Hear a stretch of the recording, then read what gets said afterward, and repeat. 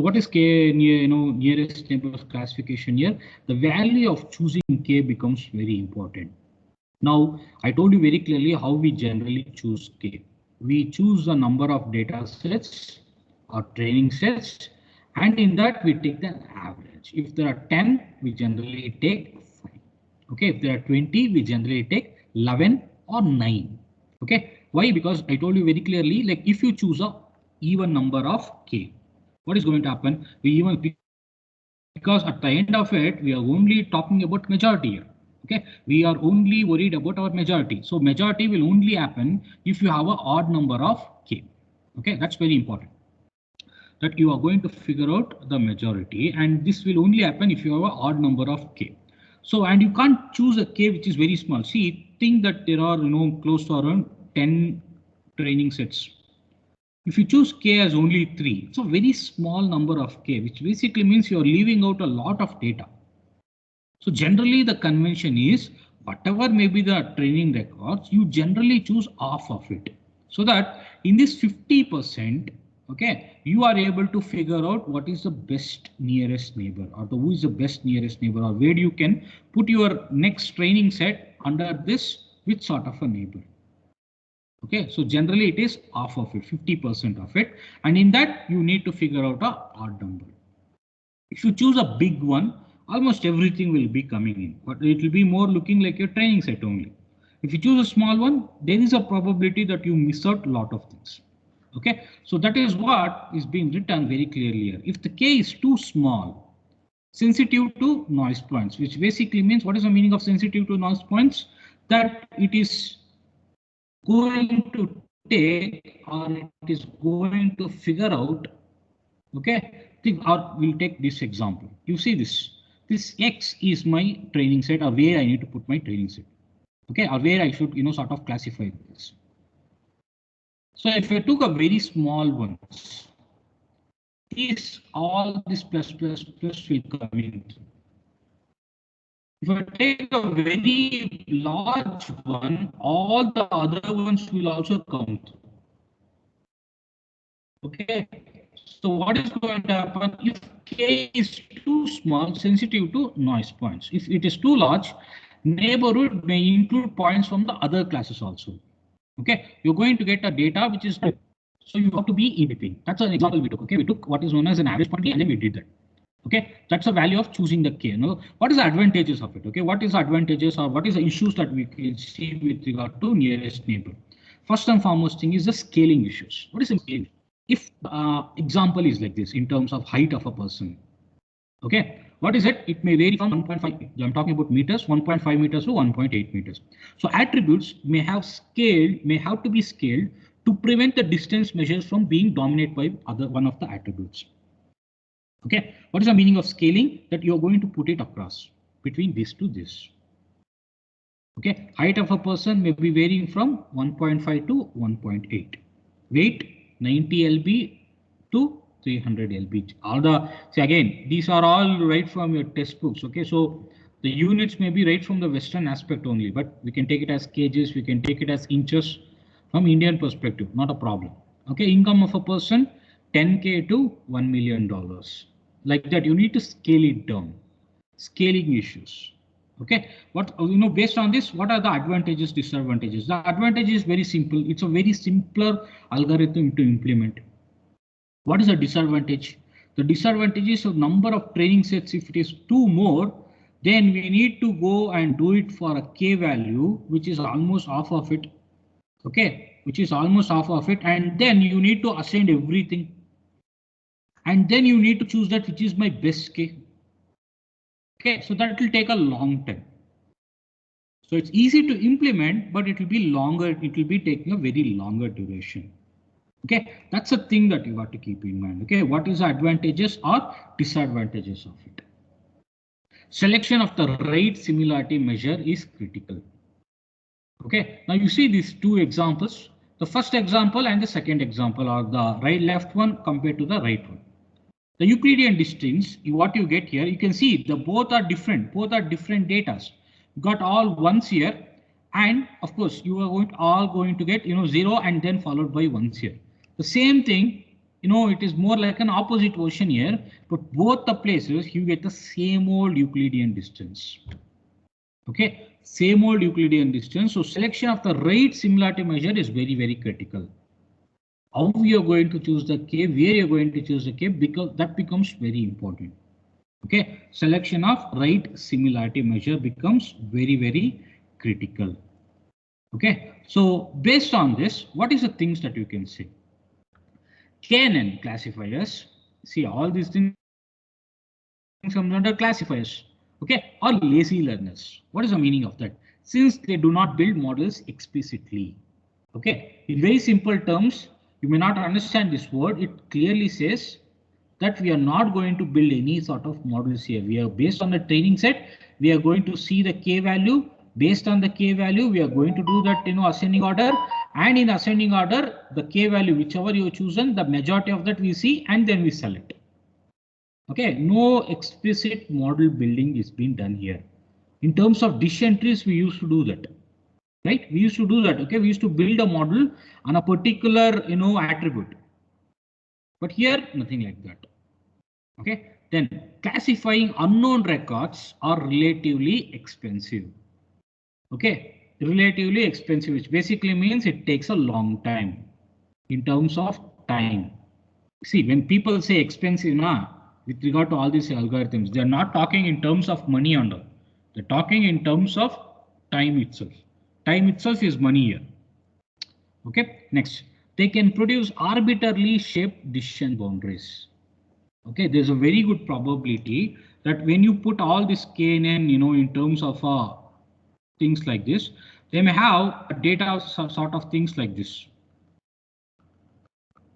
Okay, coming, the data coming like this. There's a very good probability based on the amount of data which you have. Okay, so that's what they clearly mean here. Okay, they can produce arbitrarily shaped. Arbitrarily means random shaped decision boundaries. Next, they are easy to handle variable interactions since the decision are based on the local information. Okay, selection of the right proximity measure is very critical. That is what we were saying in the previous slide also. Okay, selection of a right K value or a right proximity measure is very, very critical. Next, superfluous or redundant attributes can create problems.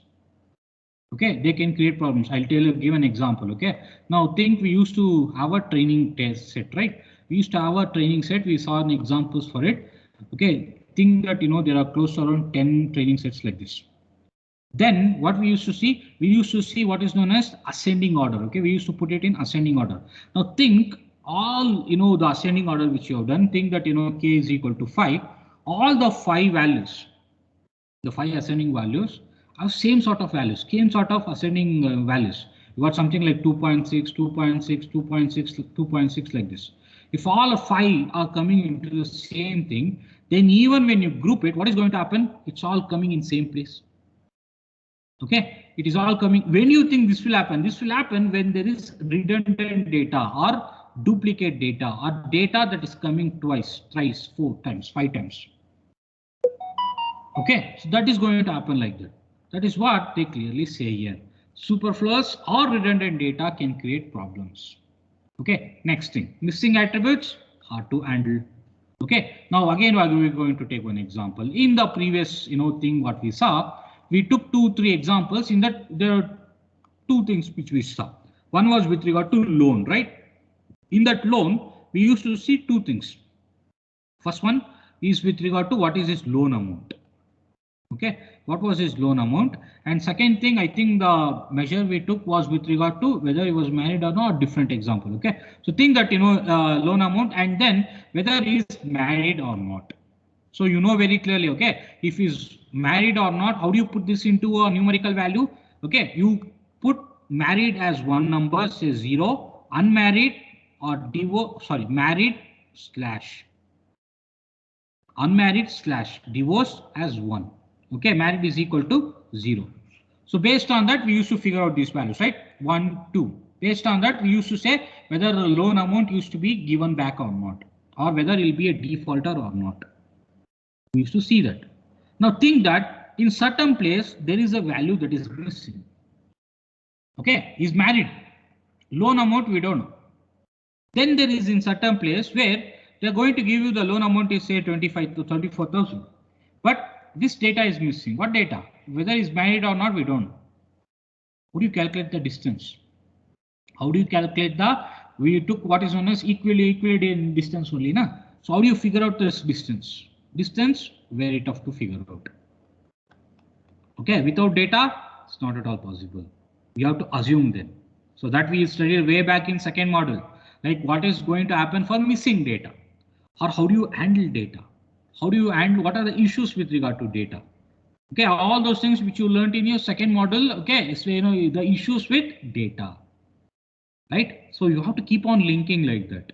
Should not forget. Okay, very important. Don't forget.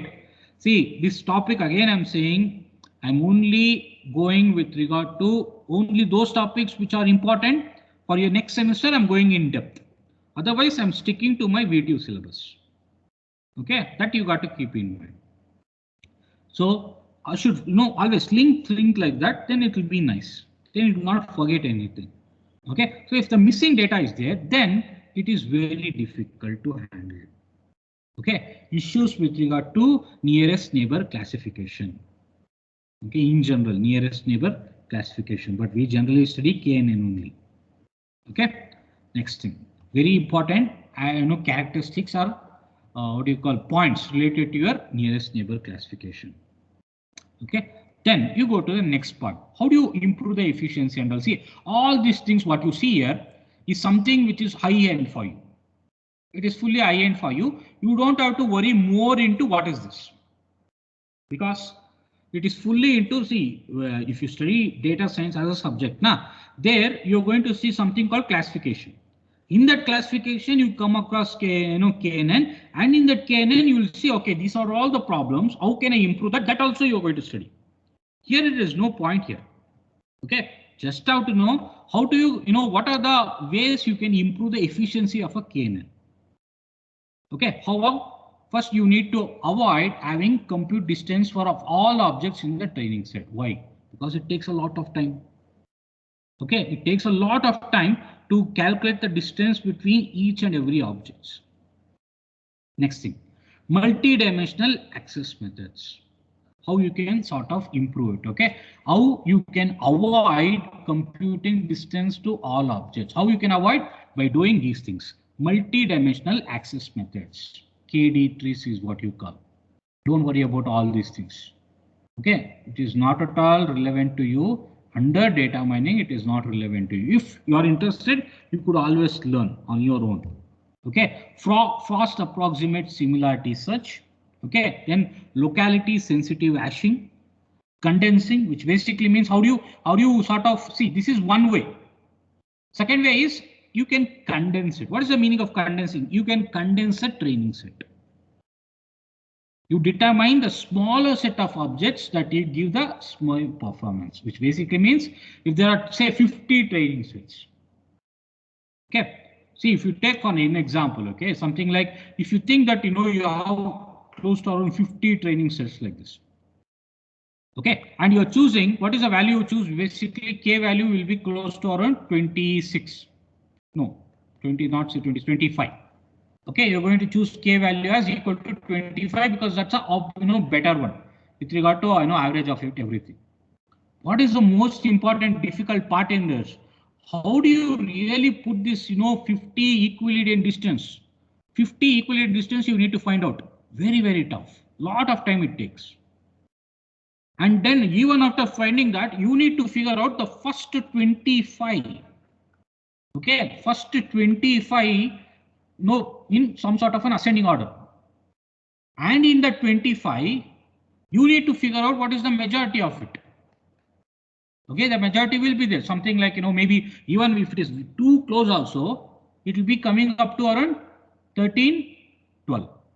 Okay, 13, 12, yeah, 25. See, based on this only you say, okay, this belongs to this class. Even if it is very close. If it is not close, then it will not be a problem. Okay, if you get a value like this, something like a 20 and a 5, then it is not at all an issue. But is there a way? Is there a way that you can condense this 50 training sets such that it will be giving these results only? It will be giving these results only, but you don't have to do it for all the 50 training records. Okay, that's called condensing.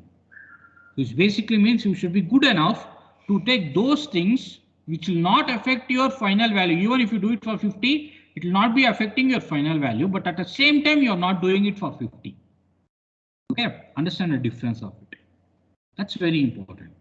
Okay, that's one way of improving the efficiency of your KNN. See, at the time, what is the thing they're talking about? It is not like KNN doesn't work. When they talk about efficiency, everything now, when in terms of when they say it's very costly or it is not cheap, they very clearly mean that what is the amount of time it is going to take. That's all.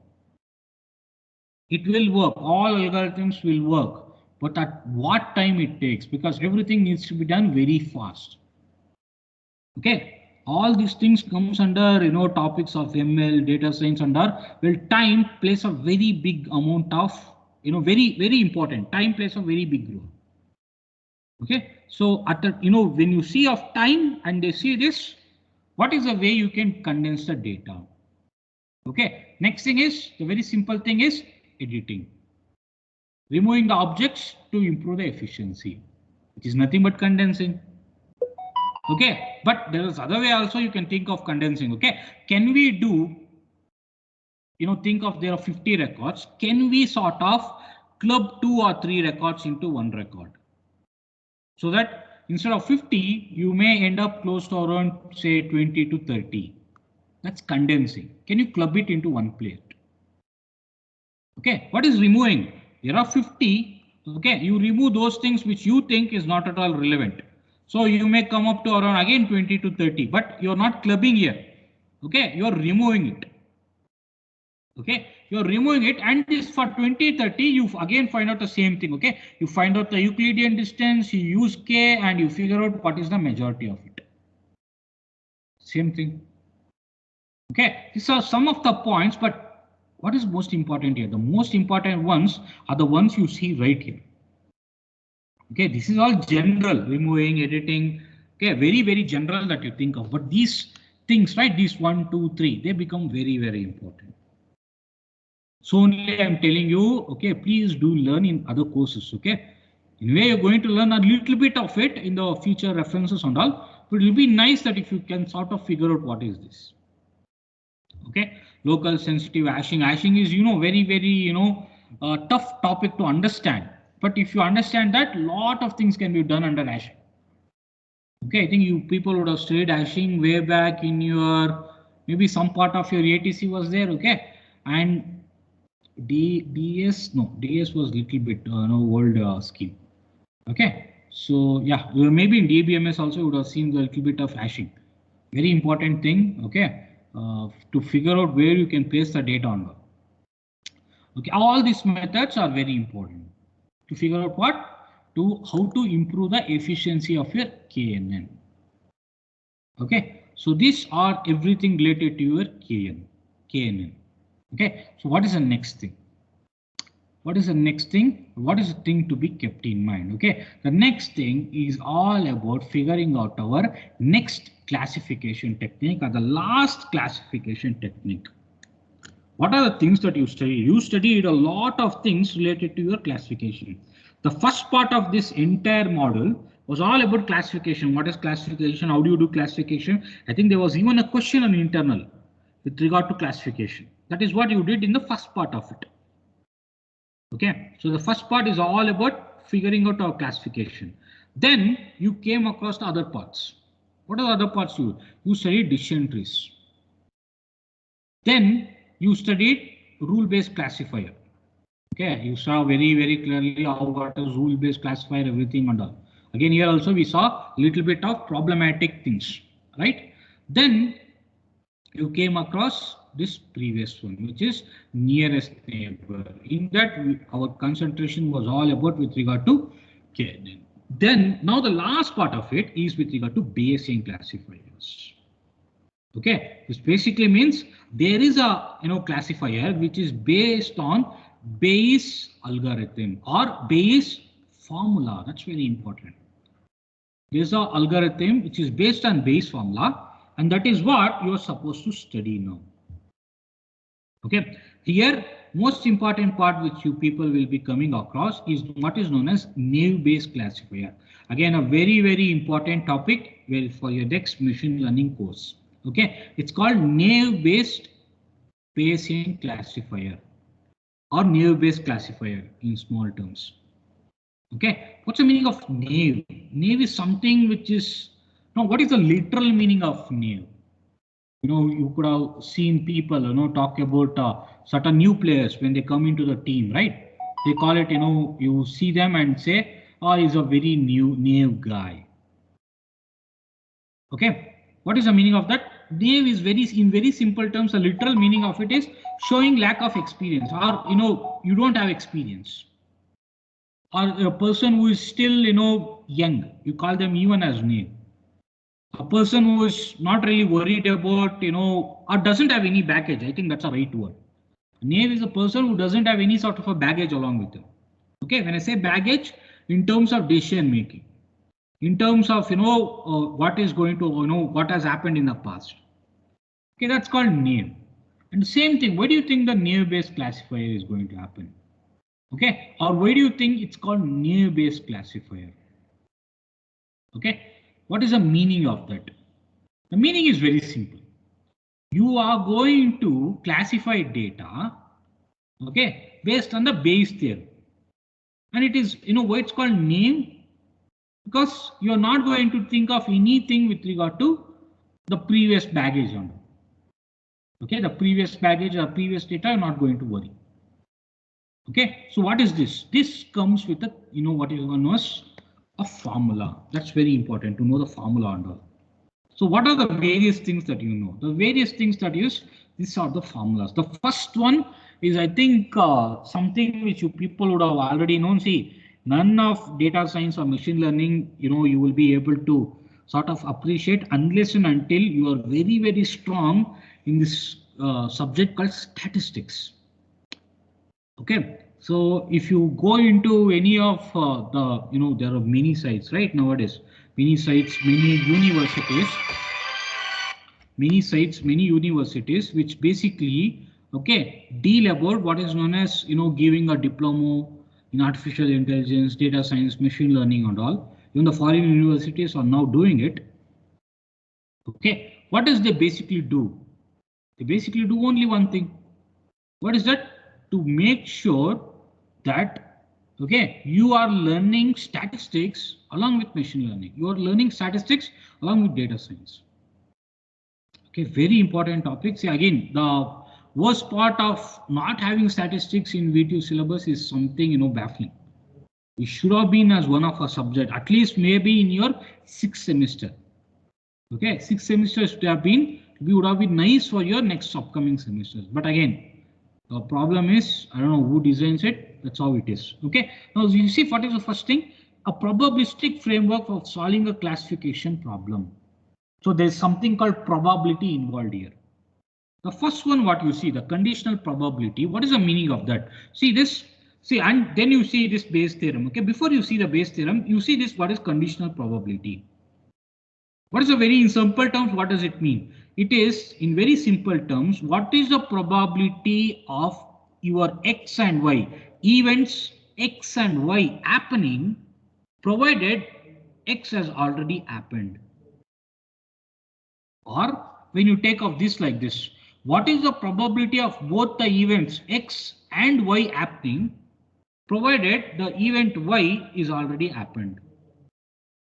It's a simple, you know, example for it.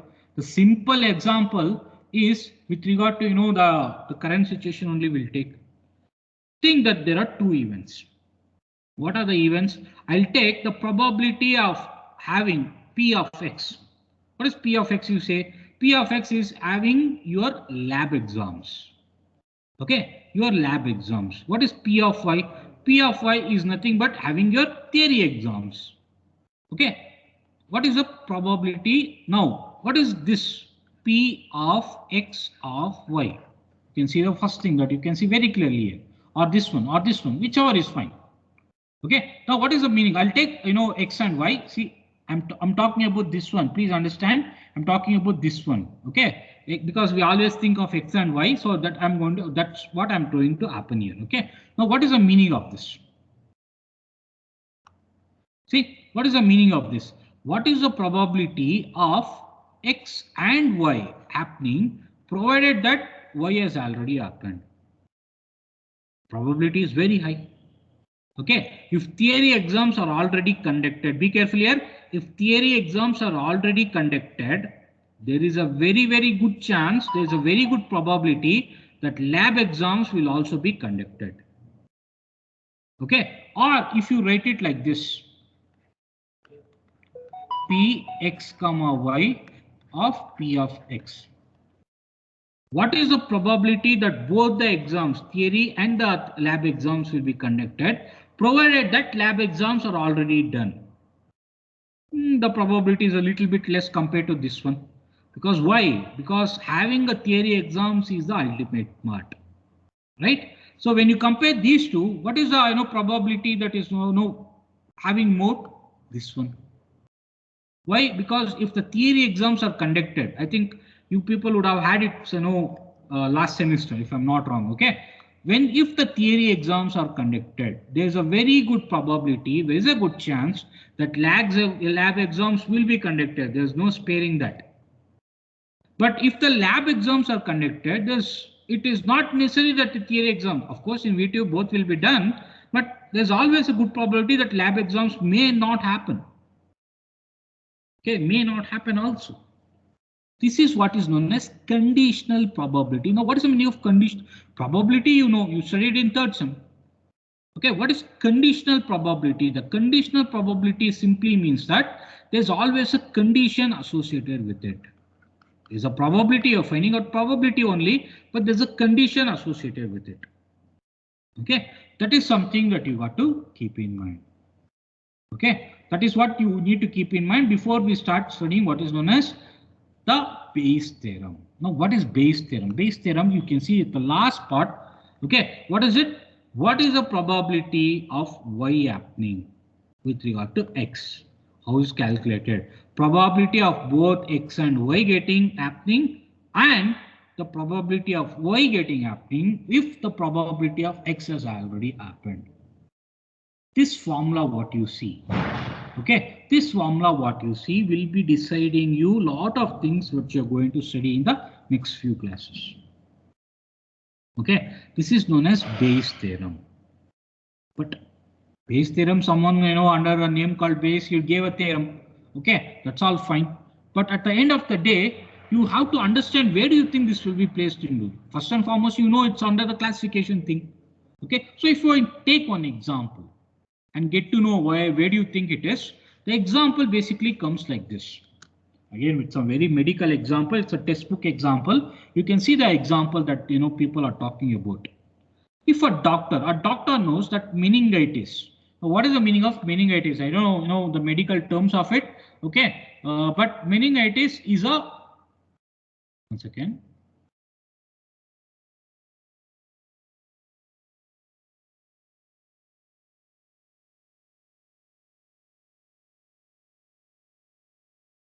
Okay, sorry. Yeah, there's a call from the the people. Okay, fine. I'll cut that call. Okay, not a problem. Okay, see what is meningitis? It's a when you have something called the spinal cord, and it is getting, what do you call that? It getting big. I think there's a word for it. Okay, if I'm not wrong, it's called inflammation. Yeah, inflammation. Okay, inflammation is something it's becoming bigger, or there is a sort of a swollen thing that's happening. Okay, that's called meningitis. Okay, that you don't worry. You see this, a doctor who knows that a meningitis causes stiff neck, so he's going to have stiff neck 50% of the time. So if you have meningitis, there's a good probability 50% of the times you are going to have stiff neck. Okay, keep that in mind. Next, the prior probability of any patient having meningitis is 1 out of 50,000. So what is the probability that a person will get meningitis? 1 by 50,000. Okay, the prior probability of having any patient having a stiff neck. What is it? 1 out of 20. Because very common, right? Stiff neck, many people will be having it. You sleep in a way that even I would have faced that. I have faced it. Okay, you watch a keep on seeing a series. Okay, what happens? Maybe a Friday, a Thursday night or a Friday night, there's a new series coming on Netflix or a Prime. So what do? If the Saturday is holiday, what do? You basically watch an entire series. Try to watch an entire series. Generally, it's not possible. Okay, try to watch at least one entire season. Okay, if they're giving 2 seasons or 3 seasons at a time, you try to watch entire season. Okay, from your bed or from your couch. Okay, so what is going to happen? From the morning you get up, you have a very stiff neck. Okay, that's very common. So that's a reason. Clear probability of having any patient having a stiff neck is 1 out of 20. But having meningitis is 1 by 50,000. But people who have meningitis, those people who will be getting stiff neck is 50% of the time, or what's other way of saying it? 1 out of 2. So if a patient has a stiff neck, look into the way the question is, understand this now, then you start appreciating, wow, how nice the Bayesian classifier is. Okay, so if the patient has a stiff neck, what is the probability that he or she has meningitis? That is where this Bayes formula comes in. So what we have taken? We have taken M and S. M ka matlab meningitis, S is with regard to stiff neck. Okay, so how do you figure out? You figure out in a very simple way like this. What is the probability? See, I told you very clearly, what is this P of S by M? 50%. Okay, that is what you see here, 0.5. Okay, what is this? This P of S by M, meaning probability of having the stiff neck if you have meningitis, S by M. Probability of having a stiff neck if you have meningitis. What is it? 50%. So I write 50% or 0.5. Both are same. Next, then what is the probability of having meningitis? 1 out of 50,000. So you write that into 1 divided by 50,000. Then what is the probability of having, yes, which is nothing but stiff neck, which is 1 out of 20. Now, what is the probability that if a person having a stiff neck, okay, has meningitis? So, it's like this. Morning I get up, I have a very stiff neck. What is the probability that I have meningitis? 0.0002. Okay, 0.0002. If you put it even in terms of percentage, what is going to happen? 0.02%. Not even 1%, 0.02%. Okay, this is with regard to how the entire aspect of Bayes classifier will come through. Look into the question, very simple question. Look into the way the answers are done. Okay, these things. So what is going to happen? What you're going to study? Majority of it, whatever you're going to study, will be based on this itself. So you have to know what is the value of, here we have taken M and S. But in a previous slide, I showed you very clearly, my Bayes theorem comes with Y and X or X and Y. So your entire job now is to figure out what is the P of X, P of Y. And of course, P of X by Y. Okay, this, Bayesian classification because it's based on the formula. Then of course, the end part of it, what you study the advantages, disadvantages, the issues with Bayesian classifier, and then that's the end of it. Okay, like that entire thing you're going to study. So what is the example we generally take for this Bayesian classifier? We take the same old example like majority of what you people would be seeing in your machine learning. It's like, the humidity aspect of playing golf or the weather conditions of playing golf. Some people may, instead of golf, they may use it tennis also. Okay, because majority of them don't understand what is golf. Okay, the way of it they know, but what is the rules, everything, majority of them not be knowing it. So they change it to tennis, but the value, the date training set will remain the same. Okay, so what is going to happen? Okay, what is going to happen here? We are going to consider each attribute and also the class label as random variables. Okay, what is class label? Whether the person is playing the tennis or not, yes or no. whether the person is going to pay the loan or not, yes or no. They are called as class labels. Okay, given a record with attributes x1, x2, up to xd, the goal is to predict y. Okay, class label y. Specifically, we want to find out the value of y such that you're going to maximize the probability of y happening. Okay, you're going to figure out y in such a way that y is going to happen. Okay, y is going to happen. That's very important here.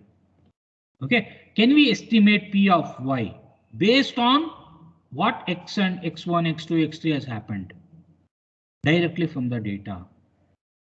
Okay, that is what you are going to learn through when it comes to Bayesian classifiers. Okay, very important topic. Okay, very important topic. You can see the same old example coming again. You know, I know people will be seeing the same example because it's textbooks. Okay, textbooks, PPTs, textbooks, examples. We can't change that. Okay, you see that what is the test record they have given? The first thing, 1, 2, 3, refund, marital status, taxable, everything they have given. You need to figure out whether they'll be evading the tax or not. Okay, so what is going to happen if X is what? Homeowner. The first one is with regard to homeowner. No. Marital status, no, is divorced. Income is equal to 120k. Can we estimate? Okay, probability of yes, whether it's going to evade the tax or not. Yes, which is you are going to take it as X, or probability of no. Okay, which you are going to take it as X here. Okay, both are X because based on that it will be changing. In the following, what is going to do? Okay, evade. If you are evade, okay, evade is equal to S by S, and evade by no is equal to no. Okay, there's a problem on this, which you are going to learn. And at the end of it, what you are going to do? You are going to come back to the same old formula. What is the formula? This formula. Okay, so tomorrow's class becomes very important now. Why? Because we are going to learn this, entire thing tomorrow. Basic things you got to know that okay, it all depends on probabilities. Number one, there's a formula, you put that into formula, you get to know. Okay, number two is finally over. Next thing is the most important part is how you're going to apply this formula or how you're going to take the values from the training set to put this into the formula. Okay, that you are going to do. If you are able to learn everything, then Bayesian classifier is very easy. So what I'll do is I'm going to take the classic examples of generally what people use with regard to Bayesian classifiers. Okay, and it will be based on your naive-Bayes classifiers only. See, naive-Bayes is nothing. Bayesian classifier is all those algorithms which basically deals with classifying data based on Bayes formula. What is Bayes theorem? Bayes formula? It is this one. Okay, so it's a family of